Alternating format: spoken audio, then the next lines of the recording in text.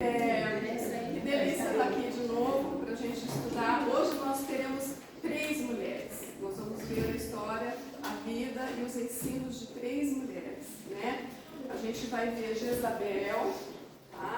A gente vai ver Atalia e a gente vai ver Jeoseba, tá? Cada uma trazendo um ensino para a gente, alguns ruins, que mostram algumas coisas que não agradam ao Senhor, e uma delas trazendo um ensino que engrandece o nome do Senhor, né? E eu queria chamar a atenção de vocês, enquanto a Larissa trouxer o estudo para a gente, percebam, observem os versículos que ela vai trazer sobre os olhos. Se o Senhor estava falando com a gente sobre o nosso coração no último, que era para guardar o coração, hoje Ele está falando que é para a gente guardar os olhos. Muito precioso. É importante a gente prestar atenção na hora que ela estiver trazendo o estudo para nós, para a gente compreender. Inclusive para compreender depois a arte, tem todo uma ligação, tá? Eu queria trazer um versículo de Isaías 33, o 13, deixa eu ver se é 13 mesmo, não, é 15, que ele fala, o que anda em justiça e fala o que é reto, e aí ele vem falando o que despreza o ganho da opressão, o que com o gesto da mão recusa suborno, e ele vai trazendo algumas coisas para não fazer, né? E aí ele fala assim: aquele que fecha os olhos para não ver o mal, este habitará nas alturas. As fortalezas das rochas serão o seu alto refúgio, o seu pão lhe será dado, as suas águas serão certas, e os teus olhos verão o Rei. Então, vamos prestar atenção nos nossos olhos hoje, tá? Eu queria fazer uma oração e a gente já dá o início, tá bom? Pai querido, muito obrigada, Senhor.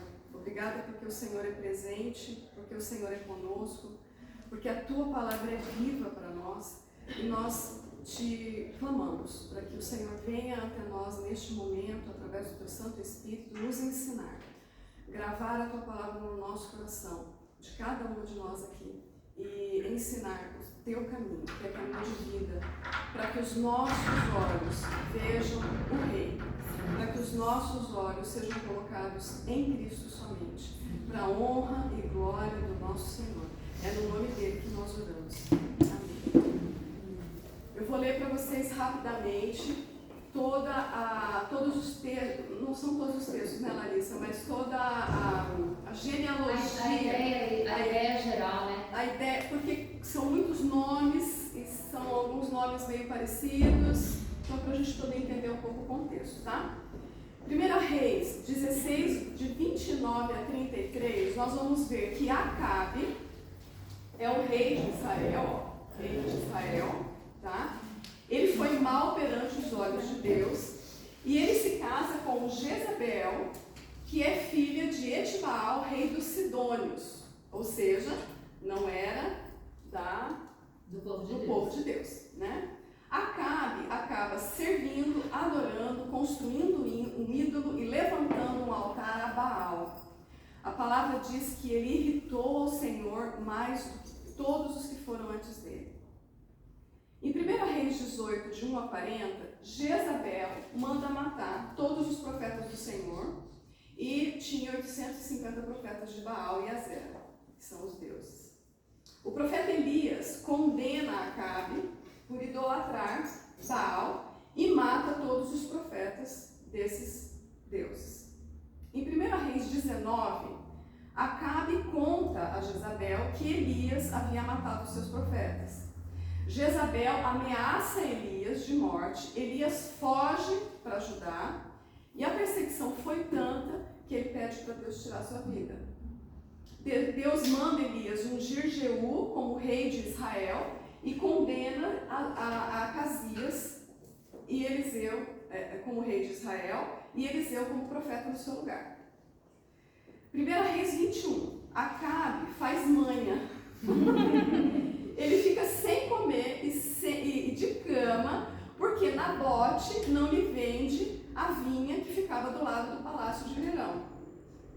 Faltou vara dele, né? A lei proibia que o povo de Deus vendesse as terras da herança, que eram confiadas aos seus cuidados, porque pertenciam ao Senhor. Isso está em Levítico. Mas Acabe não se conforma e fica de cama. E Jezabel promete então a vinha para ele. Por ser fiel ao Senhor, Nabote é morto e apedrejado e a mando de Jezabel. Foi ela que mandou matar o homem. Deus manda Elias amaldiçoar Acabe, que se arrepende verdadeiramente. Deus recebe o seu arrependimento, mas mantém a condenação a Jezabel. Qual era essa condenação? Que os cães comeriam a sua carne na vinha que ela roubou de Deus, de Nabote e seus filhos, e onde Nabote é morto. E aos seus descendentes, Jorão, seu filho, também morreu naquela vinha. Tá? Aqui, os filhos de Jezabel e Acabe. Jorão é esse aqui. 1 Reis 22, 34, Acabe morre numa batalha. Em 1 Reis 8, 16 a 29, Jeorão, que é o filho de Jeosafá, que é o rei de Judá, aqui está o rei de Judá, o Jeorão é o filho dele, se casa com Atalia, filha de Acabe com Jezabel. Né? E Atalia segue os passos da mãe, esse passo maligno da mãe. Jeorão morre, né? E Acasias, o seu filho, se casa. Onde que eu estou, gente? Não, lá Jeorão, filho de Jeosafá, se casa com Tetá. Jeorão morre e Acasias, seu filho com Atalia, toma o seu lugar. Então, Acasias toma o lugar. Eliseu manda Jeú ser ungido rei. A profecia da morte de Jezabel é repetida. Aquela profecia que ela ia morrer comida pelos cães. O povo reconhece Jeú como rei, que sai para matar Acasias e Jorão. Que é o tio dele. Que é o tio. Acasias e Jorão. Jorão e Acasias vão ao encontro de Jeú, se encontram na vinha de Nabote e são mortos. Jorão e Acasias. Jezabel se arruma e vai para a janela para afrontar Jeú. Lá ela é jogada pela janela, Jeú a atropela, a profecia se cumpre, ela é comida pelos cães, o seu cadáver é feito de esterco. Não é enterrada como uma rainha, né? Mas somente como filha do rei. Em 2 Reis, a outra parte da profecia também se cumpre. Toda a casa de Acabe é exterminada. Toda a casa de Acabe é exterminada. Os filhos, irmãos, sacerdotes, né? Acabe Jeú morre, tá? Em 2 Reis 11, Atalia vê que o seu filho, Acasias está morto e mata os seus descendentes, os seus netos, para ela poder assumir o reinado por poder, né? E Jeoseba, que é essa daqui, ou Jeozabeate, filha de Jeorão, enteada de Atalia, meia-irmã de Acasias, salva a Joás, o seu sobrinho, e esconde no templo. Então, ela salva um dos descendentes e esconde ele no templo. Nós vamos saber por quê. Existe uma promessa aqui, né? Atalia ouve o barulho da multidão, vai ao templo. Não, quando ele faz 7 anos, o sacerdote Joiada, juntamente com os centuriões, com os capitães e guardas, coroam Joás como rei. Quando ele faz 7 anos. Atalia ouve o barulho da multidão, vai ao templo, vê o pequeno rei, grita traição, ela é tirada do templo e a guarda mata ela no pátio. E novamente, eles limpam o reino de tudo o que diz respeito a Baal. Como todos da família mortos, os templos e sacerdotes de Baal eliminados, Joás é coroado e a paz volta a reinar no povo de Israel. Tá? Vocês vão receber isso aqui, vai dar para vocês estudarem. Entenderam? Vamos fazer uma provinha agora nos olhos? Gente, sem brincadeira. Eu tive que desenhar. Não entendia nada. Confundiu o prova, não, mas assim é igual. Aí eu voltava no Eu acho que eu mandei para as meninas uns 5, 6 rascunhos diferentes, até não, agora tá tudo certo, é muito confuso, né? Porque os nomes são parecidos, é todo parente se casando, né? Mas o Senhor quis dessa forma, né? Então vamos ver as aplicações aqui. O que é muito interessante nesse estudo é quando a gente falava que estava Jezabel na lista, assim, dava um ruim, né? É uma história tão pesada, assim, ela com a filha dela e tudo, né? Mas graças a Deus, né, que sempre vem a mão do Senhor poderosa e fiel para reverter a história. E é muito maravilhoso ver como que o Senhor traz, a gente não imaginava isso, aspectos de outros estudos que a gente fez. Então a gente tem visto isso muito acontecer agora. Que esse estudo de Jezabel e Atalia e Joseba trouxe à nossa memória outras aplicações. E porque a palavra do Senhor é assim. E os conceitos, as aplicações, as verdades do Senhor vão se repetindo também, né? Então, glória a Deus por isso, né? Então, nós vemos na história dessas 3 mulheres aqui a prática de alguns assuntos que, inclusive, nós mencionamos no estudo anterior, que foi, quem lembra? O último? Tamar, né? Foi de Tamar. O primeiro aspecto foi a questão do casamento. São 3 casamentos, na verdade, fora da vontade do Senhor. Tamar, que foi vítima de se casar com pessoas que não criam em Deus, que criam em Deus, mas não tinham temor ou realidade espiritual, aquilo que a gente explicou que a palavra chama de aparência de piedade, né? E por isso ela foi injustiçada no casamento, e pelo sogro também. E no estudo de hoje nós temos 2 casamentos arranjados por interesse político e militar, que é o de Jezabel e Acabe, e de Atalia e Jeorão. Tanto Jezabel quanto Atalia influenciaram seus maridos para o mal. E tem um detalhe, os pais deles não precisavam ter feito essa aliança, porque eles conheciam a Deus, sabiam que a mão do Senhor era poderosa. Eles não precisavam de alianças políticas e militares. Quantas batalhas, né, foram vencidas? Lembra Jael? Uma mulher ali no final da batalha. O Senhor levantou tantas... Davi com Golias, né? O Senhor não precisava disso, mas eles fizeram porque eles acharam conveniente, e o casamento de conveniência, e foi muito ruim para o povo de Deus. E agora voltando a Tamar, se Judá e seu filho do estudo anterior, Judá e os 2 filhos dele, que se casaram com Tamar, e depois Acabe e Jeorão desse estudo, fossem tementes a Deus, eles não teriam casados com mulheres de outra nação, certo? Porque isso era expressamente proibido, escrito, proibido na palavra de Deus. Tanto o casamento de Jezabel e Acabe, quanto de Atalia e Jeorão, foi uma aliança política e militar para fortalecer os 2 reinos, permitiram que elas continuassem a servir o Deus delas, os deuses, né? Não mais que um, no meio do povo do Senhor. E por causa dessa concessão, o governo dos seus maridos se tornou idólatra e violento.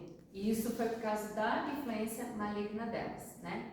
Em Deuteronômio 7, Deus advertiu os filhos de Israel sobre essa situação. Gente, olha como escreve certinho o que aconteceu aqui. Deus sabe todas as coisas mesmo, né? Antes delas acontecerem. Não contrairás com elas matrimônio. Não darás tuas filhas a seus filhos. Não tomarás suas filhas para teus filhos. Pois feriram... Agora está em itálico, vou ter que pôr. Pois fariam teus filhos desviarem-se de mim para servirem a outros deuses. E a ira do Senhor se acenderia contra vós, e depressa vos consumiria. Então, casar-se com pessoas que não creem no Senhor, ou não creem de acordo com a palavra, porque muita gente diz que crê em Deus, né? Não, eu acredito em Deus, tal, mas de uma forma bíblica, né? Pode trazer consequências muito piores do que imaginamos. Então, lembram, meninas, que a gente até falou, né? Permaneçam escondidas em Cristo, que a gente falou isso no estudo de Tamar, né? Para que o rapaz que o Senhor tiver reservado para vocês, tenha que buscá-lo para encontrar vocês. E essa, eu não citei da outra vez, mas essa é uma frase do C.S. Lewis, tá? E também ser um cônjuge que as leve a conhecer mais o Senhor, e não um cônjuge que as leve a afastar-se do Senhor, se tornar idólatra, se tornar maligno, né? Então, corram de homens como Judá, seus filhos, Acabe, Jeurão, esse tipo de falso crente, né? E além da idolatria religiosa, a ganância também foi um pecado que apareceu na vida de Acabe e foi apoiado por Jezabel. Ela foi tão longe para mimar o marido que chegou a assassinar o vizinho, né? Nabote, dono da vinha, para dar a vinha para ele. E 1 Reis 21:25 diz que Acabe se vendera para fazer o que era mal aos olhos do Senhor. Então ele se vendia, para fazer alguma coisa ele pegava outro no lugar ou ele manipulava para ter, né? Então olha que sério.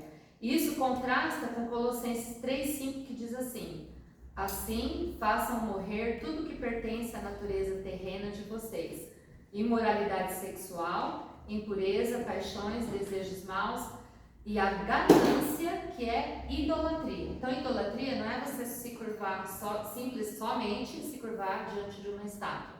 Idolatria também a gente pode pôr o dinheiro, pode pôr pessoas, né? A gente já falou disso em outros estudos também.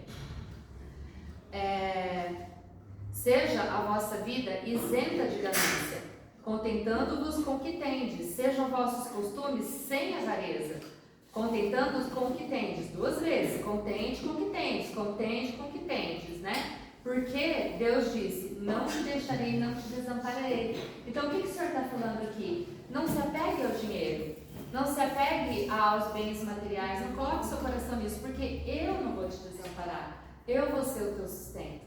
Então o Senhor quer ser a nossa fonte de dependência. É um outro aspecto que a ganância tira. Se você é avarento, ganancioso, você tem toda a tua confiança no dinheiro, você já não tem no Senhor, né? Então, o primeiro foi o casamento. A segunda coisa, a questão dos olhos, né? Lembra de Tamar e Judá que a gente falou que um foi ver e a outra se colocou para ser vista, a questão do olhar, né? E também não foi só Judá, Sansão também, lembra de Sansão? Que era nazireu, não podia chegar perto de vinho e ficava andando no meio das vinhas, brincando com o perigo, vivendo perigosamente, né?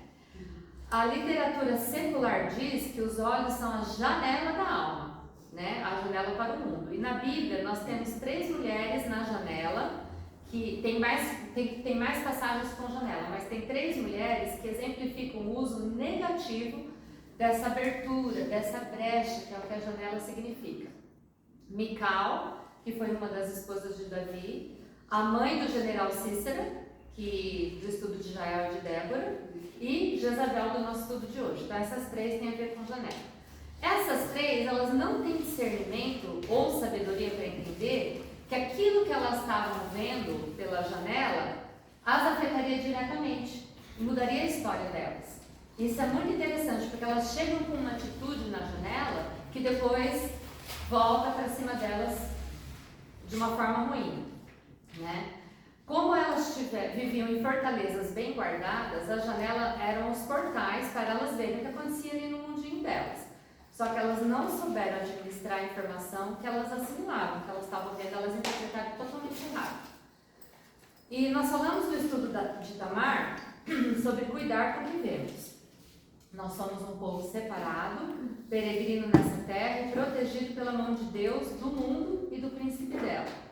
A nossa responsabilidade é cuidar muito, prestem bem atenção, tá, meninos? Com que nós nos expomos e permitimos ver, tá? O nosso desafio hoje é uma janelinha pequenininha, que cabe na nossa mão, né? Que ela descortina o mundo lá fora, o mundo da qual a gente é separado, né? E nós sabemos que hoje não há mais certo e errado, tudo é relativo lá fora, né? Tudo é relativo. E vale aquilo que você quer para você ser feliz lá no mundo. Para nós, povo de Deus, não é assim. Nossa referência é a palavra. Inclusive tem uma personagem que nós também já estudamos, mas que usou a janela de uma forma positivamente ativa, né? Raabe, lembram de Raabe? Né? Ela usou para se comunicar com os espias, colocando lá o fio escarlate, e também abaixando, descendo eles, né? Pela janela lá. Isaías 2.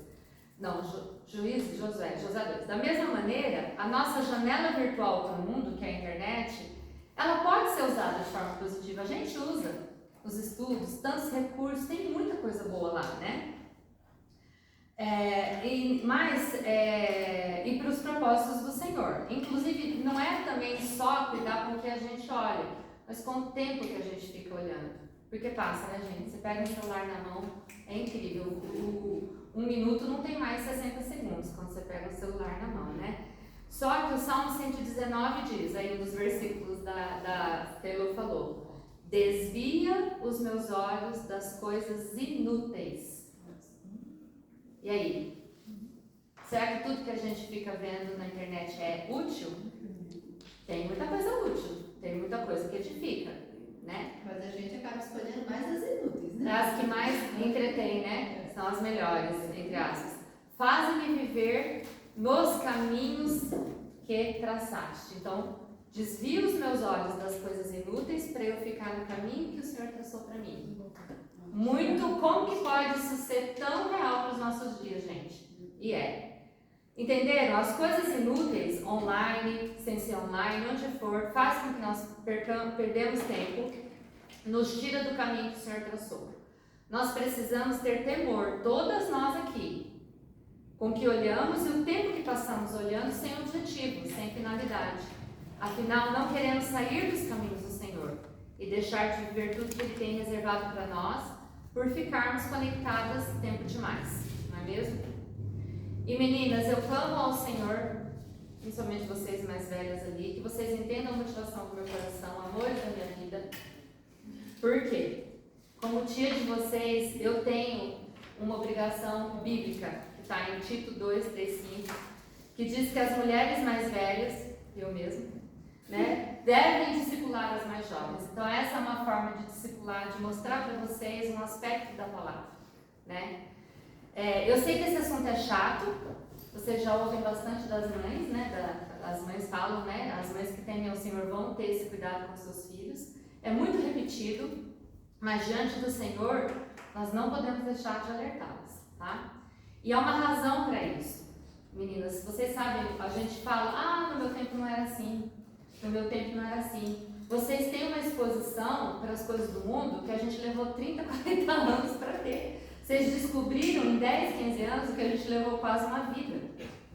E isso pode ser muito bom por um aspecto se você souber usar, mas por outro pode ser muito ruim, né? Infelizmente, a gente vê que é mais negativo do que positivo, né? E vocês são abordadas hoje de formas para coisas muito piores que a gente, na nossa época, né? O nível de exposição aumentou muito. Só que tem um detalhe, os nossos cérebros continuam iguais. Os cérebros de vocês não foram se adaptando a esse nível de que vocês têm o mesmo número de neurônio que a gente. Então pensa o dano que isso causa, e não é a tia Larissa falando, são os neurologistas que falam. Então, que o Senhor, assim, dê essa maturidade, dê essa disciplina para vocês. Tá brava, Gabi, comigo? Dê essa disciplina para vocês entenderem que realmente tem muita coisa que dá para aproveitar com o celular, com a internet, né? Mas guardem, procurem no Senhor o temor devido para quando vocês usarem, tá? E também não são só as meninas, né? Nós, mulheres, precisamos não ficar tão presas no celular, precisamos saber usar, porque também a gente pode pegar as plataformas para criticar, para julgar, para ficar olhando, fofocando. Então tem esse lado ruim pra gente também, né? Eu acho que tem coisas que a gente tem que deletar pra gente não pecar. Isso desde as menores até a Muri, que é a mais velha aqui, não é, Muri? E o Salmo 25:15 diz, olha só, outro versículo muito interessante sobre olhos, né? Os meus olhos estão sempre voltados para o Senhor, né? Em tudo que eu estou fazendo. Eu posso, logicamente que eu posso usar e devo usar a internet, hoje é o nosso maior recurso, mas com os olhos voltados para o Senhor, com os propósitos do Senhor em mente. Aí o Salmo continua, porque só Ele tira os meus pés da armadilha. Olha que interessante. Se eu pegar um celular, um notebook, seja o que for, com a mente, meus olhos do Senhor, eu não vou cair em armadilha. Armadilha de coisas que não são para eu ver. Armadilha de coisas que vão me levar a pecar de qualquer forma. Então, muito importante isso, para essa questão dessa janela que a gente tem hoje na nossa mão. Qual que é o versículo? Esse daqui é Salmo 25:15, tá? E o inimigo vai armar armadilhas, porque ele é o príncipe desse mundo, e a internet está lá, né, no governo dele, né? Para todas nós pecarmos. E o Salmo 101:3 diz: não porei coisa má diante dos meus olhos. Olha aí, gente, quanta coisa, né? Coisas inúteis, armadilhas e coisas más diante dos meus olhos. Que o Senhor, com o Espírito Santo dele, ganhe o coração de cada um de nós nessas verdades, tá? Amém. E é claro que nem tudo na internet é ruim, tem muita coisa boa lá. E nós não vamos cair na armadilha também do legalismo, dizer que não pode, né? Mas vamos usar com temor, lembrando de alguns versículos. E aqui vai ser postado para vocês, tem toda a referência, tá? Timóteo, que diz para nós termos espírito de moderação. Filipenses: seja a vossa moderação conhecida de todos os homens. Então, em vez de falarem assim, nossa, aquela lá não sai da internet, vai falar, não, aquela lá sabe usar a internet. Gálatas: o domínio próprio é uma característica do fruto do Espírito. Então, a gente pode pedir socorro para o Espírito Santo quando a gente estiver se passando, para ele nos dar esse domínio próprio. E Coríntios: todas as coisas me são lícitas, mas nem todas as coisas me convêm. De novo, todas as coisas me são lícitas, mas eu não me deixarei dominar por nenhuma delas. A gente não se deixa dominar por esse recurso que pode ser tão bom para nós. E ainda falando dos olhos, nós podemos dizer que há dois tipos de pessoas, assim, se fosse fazer uma classificação a grosso modo, tá? As que têm os olhos em si mesma, que é o caso de Tamar, do último estudo, ou os olhos no Senhor. Porque, gente, não tem como ser estrago, ficar com o olho lá, outro aqui, ainda estar para cima e para baixo, mais difícil. Para cá a gente, não, mas não tem. Ou eu estou com os olhos no Senhor, com o foco dele, com os propósitos dele em mente ou em mim, para satisfazer a minha vontade, certo? E é claro que Jezabel e Atalia, voltando aqui para o estudo, elas tinham os olhos em si mesmas, nas suas vontades, e foram bem longe para satisfazer os propósitos malignos do coração delas. Tamar também fixou seus olhos nas circunstâncias e não no Senhor, e nela, né, para resolver da forma com que ela achou melhor. Mas ao contrário delas, nós lutamos para não satisfazer a nossa vontade, né? E buscarmos a do Senhor. E Isaías 5:20 ilustra muito bem, gente, o coração dessas duas aqui. Diz assim: ai dos que ao mal chamam bem e ao bem chamam mal, que fazem das trevas luz e das luz trevas, e fazem do amargo doce e do doce amargo, que justifica tudo. Vai dando um jeitinho para dar uma maquiada e fazer de conta que para alcançar seu objetivo, isso aqui não tem problema. Essa inversão é o que as pessoas que têm os olhos em si mesmas fazem para justificar suas ações. Jezabel justificou a morte de Nabote da vinha para agradar o marido, dizendo que o marido era rei, está escrito lá, e que ele podia ter as terras que quisesse, né? Mas o dono daquela terra era Deus, né? E ela pagou um preço bem alto por ter roubado do Senhor, de um filho dele e dos seus descendentes. Então ela causou um estrago muito grande. E depois essa afronta voltou para ela. Mateus 6:22 diz: os olhos são a candeia do corpo. Se seus olhos forem bons, todo o seu corpo será cheio de luz. Mas se os seus olhos forem maus, todo o seu corpo será cheio do quê? De trevas. É o caso delas, não é? Elas tinham olhos maus, o corpo era cheio de trevas. E aqui ele fala assim, ó, e que tremendas trevas são, né? Não é pouca coisa. A descrição perfeita da dupla de mãe e filha aqui. Então, primeiro o casamento, segundo olhos, e agora a questão da prostituição, que nós falamos de Tamar. Segunda Pedro diz assim: e sucedeu que vendo segunda Reis. Sucedeu que vendo Jorão a Jeú, disse: a paz, Jeú. E disse Jeú: que paz? Porquanto as prostituições da tua mãe Jezabel e as suas feitiçarias são muitas. Então chega lá e ele querendo dar um migué, né? Você veio em paz? Ele falou: como que eu vim em paz? E ele cita aqui prostituição e feitiçaria. Que coisa interessante, né? Não foi falado disso nela nos outros textos, né? Mas Jeú foi direto ao assunto. Ele chama Jezabel de prostituta. Por quê? Porque ela servia um deus chamado Baal e tantos de outros lá, a quem seus súditos adoravam com relações sexuais no templo. né? Além de encantamentos, automutilação, sacrifício infantil e a lista vai. Era horrível, gente. É uma coisa horrorosa.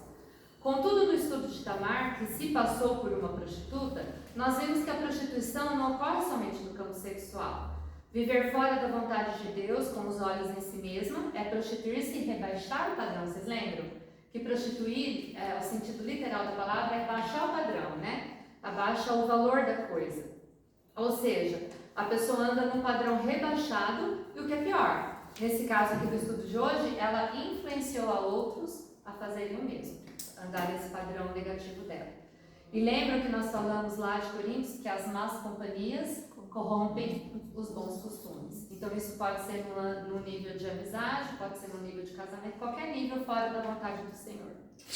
Quando nós andamos com pessoas assim, que chamam o bem de mal, o mal de bem, luz de trevas, doce de amargo, tudo aquilo lá que a gente falou, e vice-versa, nós vamos nos acostumando com tudo que vemos por essa janela, né, que nós nos expomos. E paramos de buscar discernir o que Deus pensa sobre o assunto. É muito perigoso. E assim, a gente vai saindo lentamente fora do caminho que Ele planejou, porque a gente, né, coloca os olhos em outra coisa, né, nas coisas inúteis. Jezabel também era feiticeira.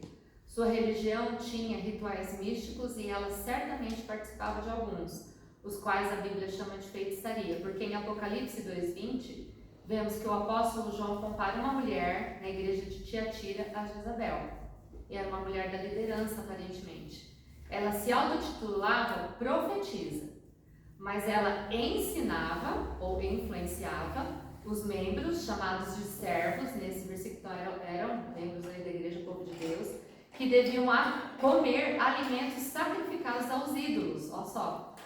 E também a imoralidade sexual. Então ela realmente estava repetindo o que aquela Jezabel lá de trás fez. Então não é Jezabel por Jezabel, é o coração humano, né? Quando ele está fora do caminho do Senhor.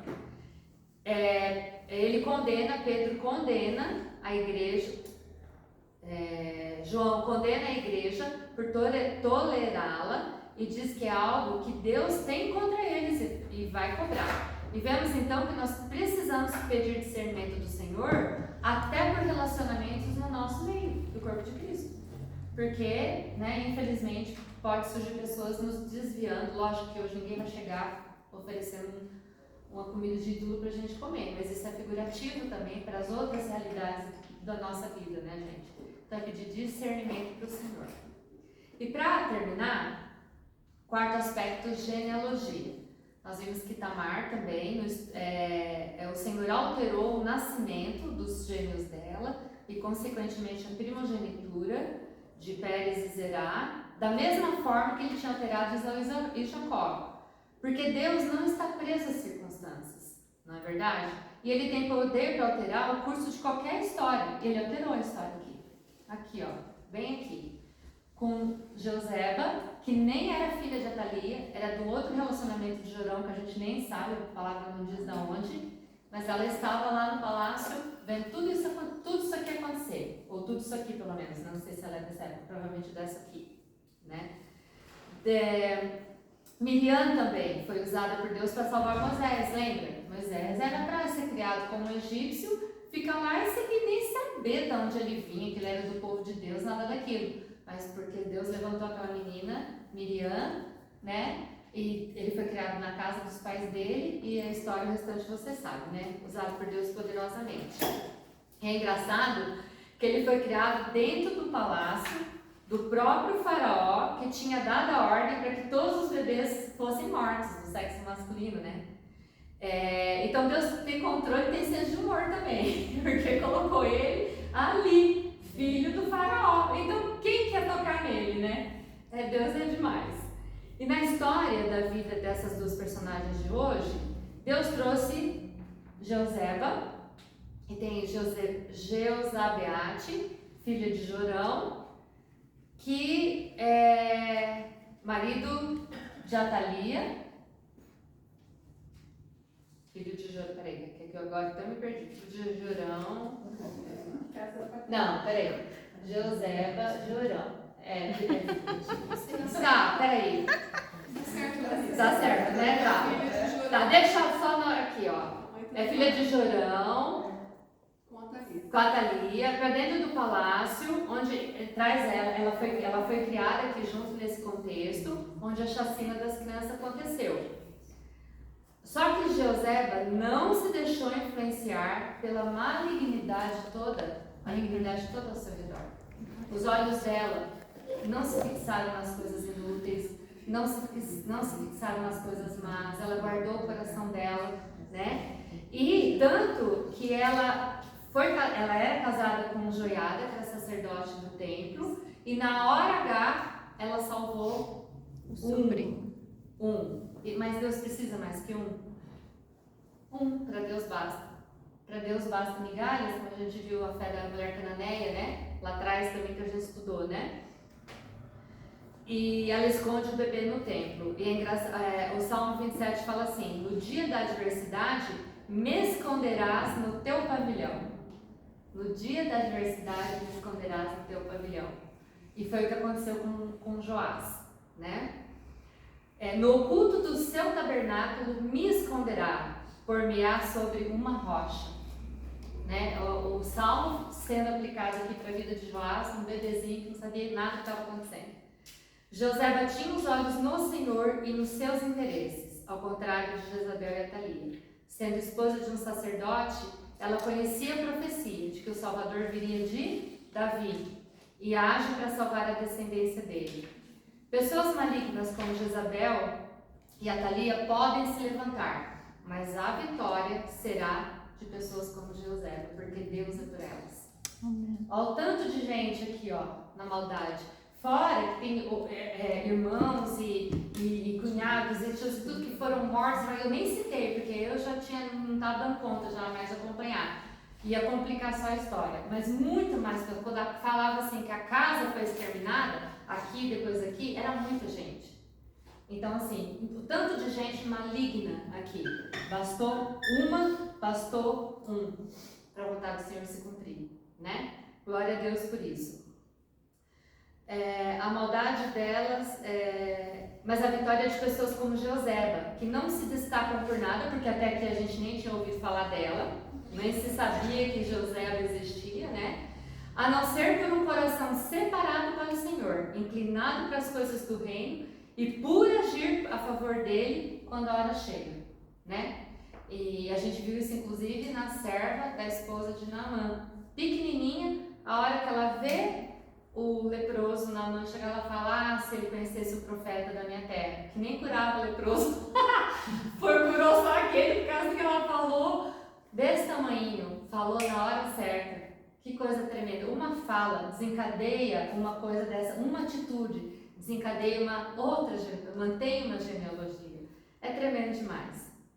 E Joseba criou um menino escondido até os 7 anos, quando ele foi coroado rei pelo seu marido sacerdote. Ela correu risco de vida quando salvou, porque a coisa estava pegando lá, né? E também continuou se arriscando ao criá-lo, né? Porque estava criando escondido, né? A Thalia estava viva, né? E também poderia ter morrido na coroação dele de 7 anos, quando a Thalia grita traição, né? Mas os propósitos do Senhor não podem ser impedidos. Nós sabemos disso. Podemos ser usadas como a Jeoseba para os propósitos do Senhor se cumprirem, ou ver Deus usar uma na nossa vida também, né? Para sermos guardadas no seu pavilhão no dia da adversidade, né? Só precisamos manter os nossos olhos em Jesus, o autor e consumador da nossa fé, para não nos desviarmos do caminho, com os olhos nas coisas inúteis, nas coisas más, manter os nossos olhos no caminho do Senhor, e o caminho é Ele mesmo, né? O caminho do Senhor é o caminho, a verdade e a vida, né? E deixarmos de viver no caminho que é Ele mesmo, para vivermos a sua boa, perfeita, agradável vontade que Ele tem para nós. Amém? Amém. Amém.